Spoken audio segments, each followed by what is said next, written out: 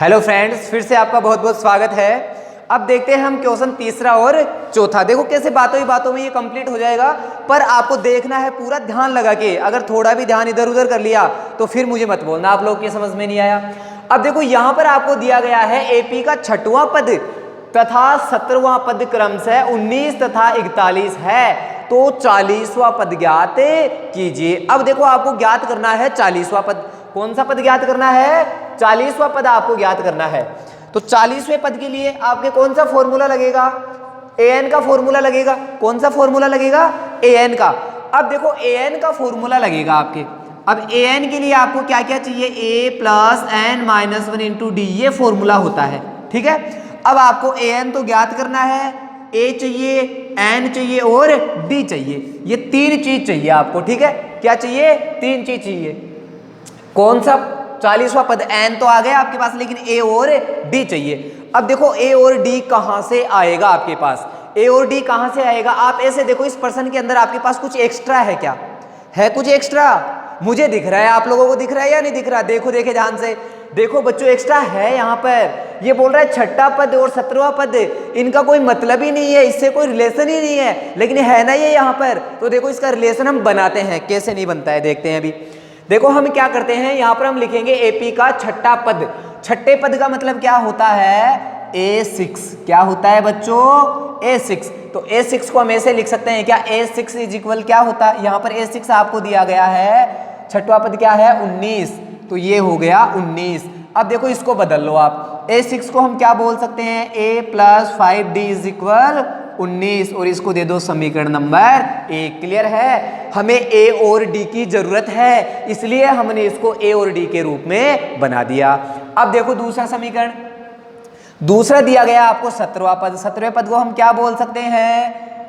17वें पद को हम बोल सकते हैं a17 बराबर क्या है? 17वां पद 41 है। a17 को हम क्या बोल सकते हैं? a प्लस 17 से 1 कम d, 16d बराबर 41। क्योंकि ये होता है ना भाई, a 17 है तो a में जितने नंबर जो 17 है तो 16d जोड़ते हैं, a 18 है तो 17d जोड़ते हैं, इस तरह से होता है। ठीक है, तो ये आ गया आपके पास समीकरण नंबर 2।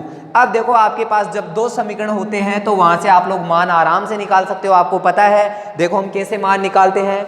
हम यहाँ पर लिखेंगे, या तो इन दोनों समीकरणों को जोड़ेंगे या घटाएंगे। तो देखो घटाने पर सही रहेगा, तो हम यहाँ पर लिखते हैं समीकरण 2 माइनस 1 करने पर। कर ले बच्चों, देखो समीकरण 2 माइनस 1 का मतलब 2 में से 1 घटाना है, तो 2 को लिखो क्या है? a प्लस 16d बराबर में क्या है? 41। इसमें से आपको माइनस करना है a plus 5d is equal 19 हो गया। अब माइनस करते हैं तो यहाँ पर चिन्ह बदल जाते हैं, ये भी माइनस, ये भी माइनस और ये भी माइनस। a से a कैंसिल हो जाएगा, 16d में से 5d जाएगा तो अब बचेगा 11d। 41 में से 19 घटाओ, यहाँ पर देखो हासिल लोगे तो यहाँ पर हो जाएगा 11, 11 में से 9 गया तो 2, यहाँ पर बचा 3, 3 में से 1 गया तो 2। तो d बराबर आपके पास हो जाएगा 22/11 बराबर 22 में 11 का भाग दोगे तो कितना आएगा? 2। देखो d आ गया बच्चों आपके पास। आपको ज्ञात करना है 40वां पद। 40वां पद ज्ञात करना है तो फॉर्मूला लगाओ आप लोग। सबसे पहले d आया, अभी a भी चाहिए, तो a कैसे आएगा? a आपके पास ऐसे आएगा, आप लिखोगे ये आ गया d का मान, तो d का मान आप समीकरण 1 या 2 इन दोनों में जो आपको अच्छा लगता है उसमें रख दो, जो छोटा रहता है उसमें रख दो। ये छोटा है तो हम लिख देते हैं d का मान समीकरण 1 में रखने पर। रख दे बच्चों, समीकरण 1 में रखने पर। अब देखो यहाँ पर समीकरण 1 है ये, तो यहाँ पर आ जाएगा a प्लस 5 की जगह 5 गुणा d की जगह लिखना है आपको 2 बराबर में 19। ये हो जाएगा a प्लस 10 बराबर 19। आपको a चाहिए तो आप लिखोगे a बराबर 19 माइनस 10, तो a बराबर आपके पास क्या आ गया? 9। क्लियर है? a का मान भी आ गया और d का मान भी आ गया। अब आपको क्या n आपको दिया गया है? n आपको क्या दिया गया है? आपको दिया गया है 40। आपको क्या ज्ञात करना है? an आपको ज्ञात करना है। तो लगाओ फॉर्मूला, an इज इक्वल आपके पास होता है a plus n minus 1 into d. पीछे कर लिए ऐसे प्रश्न, आगे वैसे के वैसे हो जाएगा। चलो करते हैं। आपको ज्ञात करना है a 40 बराबर a की वैल्यू क्या आई? 9 प्लस n की जगह क्या है? 40 माइनस 1, और गुणा में d की वैल्यू क्या है? d की वैल्यू है आपके पास 2। इसको सोल्व कर दो, ये हो जाएगा आपके पास 9 प्लस 40 में से 1 गया तो 39 गुणा 2, ये हो जाएगा 9 प्लस 39 को 2 से गुणा करेंगे तो आपके पास आ जाएगा 78। 78 और 9 कितना हो जाएगा आपका 87। ये आ गया आपका A 40। तो 40वां पद क्या हो गया आपके पास 87। अब देखो इसी तरह से चौथा क्वेश्चन है आपके पास, किसी एपी का तीसरा और 9वां पद क्रम से 4 और -8 है, तो कौन सा पद शून्य होगा, मतलब शून्य कौन सा पद होगा। तो हम मान लेते हैं कि कोई पद इसके अंदर शून्य है, ठीक है। तो पहले तो आप उसी तरह से इसकी तरह बनाएंगे सेम टू सेम। यहां पर क्या आ जाएगा, आप लिखोगे तीसरा पद, तीसरे को क्या लिख सकते हैं A3, आप लिख सकते हो यहां पर A3 बराबर कितना है 4। A3 को और क्या लिख सकते हो, A प्लस 3 से 1 कम D, 2D बराबर कितना हो जाएगा 4, समीकरण नंबर 1। फिर आप लिखोगे यहाँ पर 90 को क्या लिख सकते हैं A9 बराबर हो जाएगा आपके पास -8। तो आपके पास हो जाएगा A प्लस 8D बराबर -8। क्लियर है, इसको समीकरण नंबर भी दे दें, ये हो गया समीकरण नंबर 2। अब उसी तरह से देखो, या तो दोनों समीकरणों को जोड़ो या घटाओ, जोड़ने पे तो जुड़ जाएंगे, ये ए कटेगा नहीं। हमें इस तरह से करना है कि इनमें से या तो ए कट जाए या डी कट जाए, तो घटाएंगे तो ए कट जाएगा। तो बड़ा कौन सा है, ये है, इसमें से आप इसको घटा दो। तो हम यहाँ पे लिखते हैं समीकरण 2 -1 करने पर। समझ में आ रहा है ना बच्चों, समझ में आ रहा है तो वीडियो को लाइक करो, कोई प्रॉब्लम है तो कमेंट में लिखो, और कोई प्रॉब्लम नहीं है तो भी कमेंट में लिखो। अब देखो आगे, ये हो जाएगा आपके पास A प्लस 8D बराबर -8। इसमें से माइनस करना है A प्लस 2D बराबर 4। देखो समीकरण 2 में से 1 घटाना है, तो जो बड़ा 2 नंबर है वो ऊपर आ जाएगा, जिसको घटाना है वो नीचे आ गया। ये रहा आपका 2 नंबर, ये रहा आपका 1 नंबर। ये लो जी, अब माइनस कर दो, माइनस करेंगे तो सब चिन्ह बदल जाते हैं, यहाँ पर भी माइनस, ये कैंसिल हो जाएगा। प्लस का A में से माइनस का 1 घट गया, 8D में से 2D घट गए, तो आपके पास बच गए 6D। यहाँ पर माइनस का 8 और माइनस का 4 दोनों ही माइनस है तो जुड़ जाएंगे। -8 मतलब 8 कम और उसमें से 4 और कम कर दिए तो कितना हो गया -12। तो D यहाँ से आपके पास आ जाएगा -12/6 बराबर में आ जाएगा -2। D का मान आ गया आपके पास। D का मान आ गया तो बाकी मान आप यहाँ पर लिख लो। बाकी मान क्या क्या लिखना है, एक तो लिखना है आपको A ज्ञात करना है, पहले A ज्ञात करना है, तो D का मान रखो समीकरण 1 में। तो हम लिखेंगे D का मान समीकरण 1 में रखने पर। बच्चों 1 में क्यों रख रहे हैं, क्योंकि 1 छोटा है, वैसे 2 में भी रख सकते हैं, जो अच्छा लगे उसमें रख लो। तो D का मान आपने यहाँ पे रखा तो आ जाएगा A प्लस 2 गुणा D की जगह पर क्या आएगा -2, माइनस के हमेशा ब्रैकेट लगा हुआ रहता है, बराबर में आ जाएगा 4। अब देखो ये 2 को 2 से गुणा करेंगे तो आपके पास क्या आ जाएगा 2 दूनी 4, किसका प्लस माइनस गुणा होके -4 और बराबर में है 4। अब देखो ये -4 उधर जाएगा तो किसका बन जाएगा प्लस का, तो यहाँ पर -4 उधर जाके इसमें जुड़ जाएगा तो A बराबर क्या हो जाएगा 8। देखो ये 4 है, -4 उधर आएगा प्लस का 4, 4 और 4 कितना हो गया 8। A भी आ गया, D भी आ गया।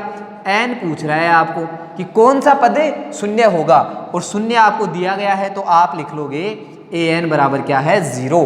अब फॉर्मूला लगा दो AN का, AN is equal A plus n-1 into D। क्या है फॉर्मूला बोलो एक बार, AN बराबर A plus n-1 into D।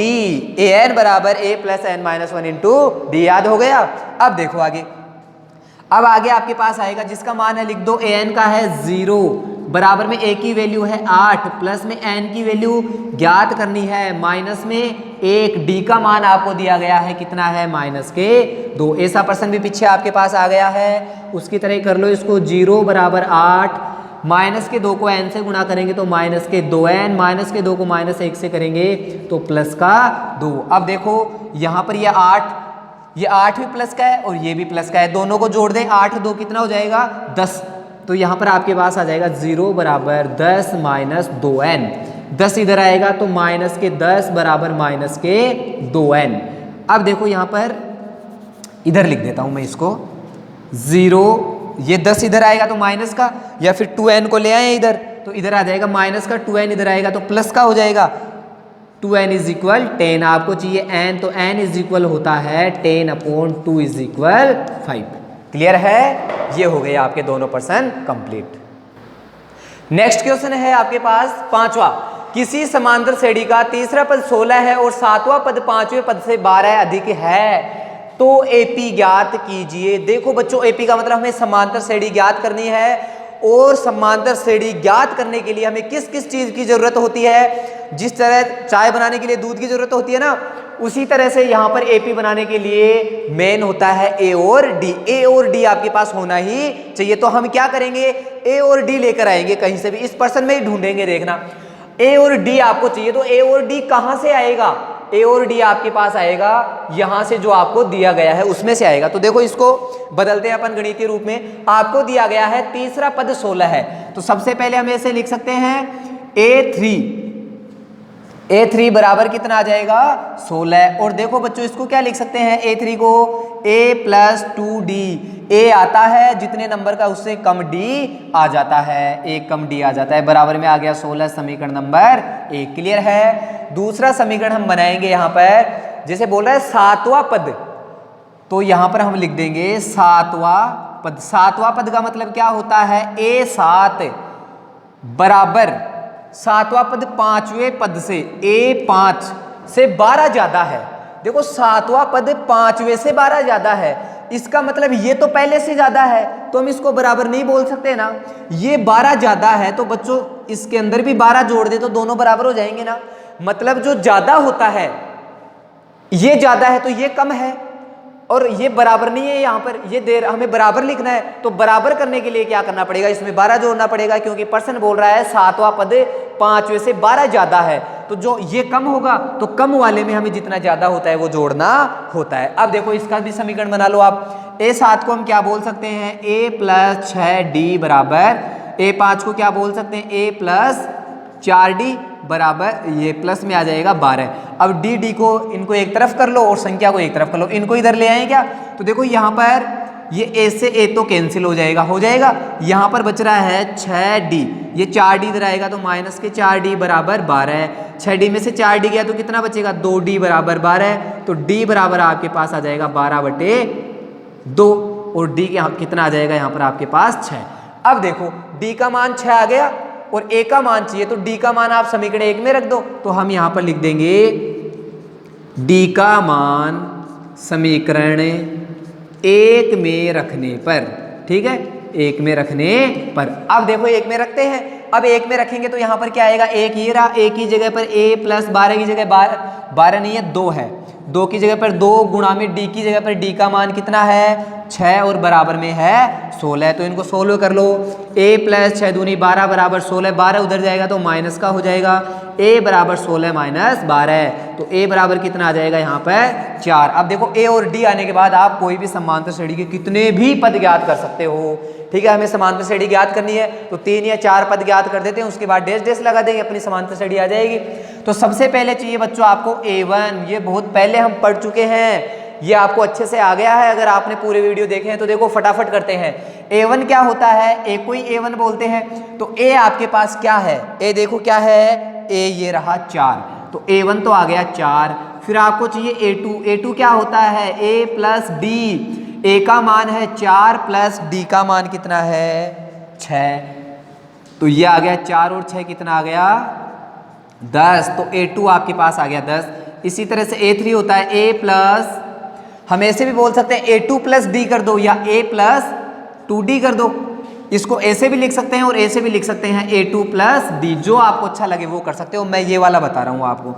A3 बराबर आपके पास हो जाएगा, A की वैल्यू कितनी है 4 + 2 गुणा D की वैल्यू कितनी है 6, यहाँ पर हो जाएगा 6 दूनी 12, 12 और 4 कितना हो जाएगा 16।